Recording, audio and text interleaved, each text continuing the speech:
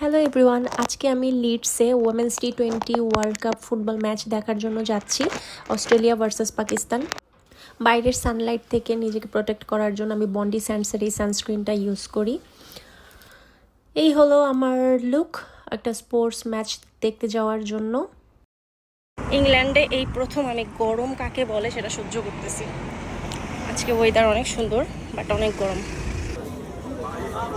আমার ফ্রেন্ড চলে এসেছে অলরেডি। আমরা উবার কল দিয়েছিলাম, সো উবার আসতে লেট হয়, আমরা একটু সেলফি তুলে নিলাম। So let's go. আমি ভিডিও করতে করতে কিছুক্ষণ পরেই গাড়িতে ঘুমিয়ে পড়েছিলাম, যার কারণে আর ভিডিও করতে পারিনি। এইটাই হচ্ছে সেই লোকেশন লিডসের স্টেডিয়ামে।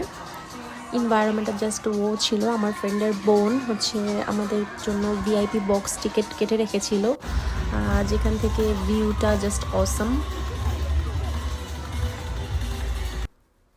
এরকম একটা এক্সপেরিয়েন্স আমার জন্য এই ফার্স্ট টাইম।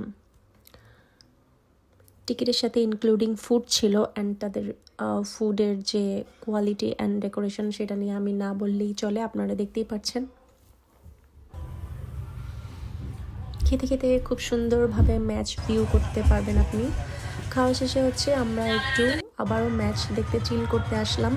আমি যে কোনো কিছু দেখতে একটু বেশি এনজয় ফিল করি। কিছুক্ষণ পর আমার ফ্রেন্ড আমার জন্য একটু চা বানিয়ে দিচ্ছিল।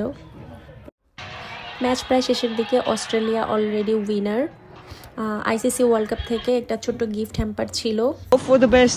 We do have next matches. हारे या जीते हम तो पाकिस्तान के साथ ही, हमने तो देखना ही है।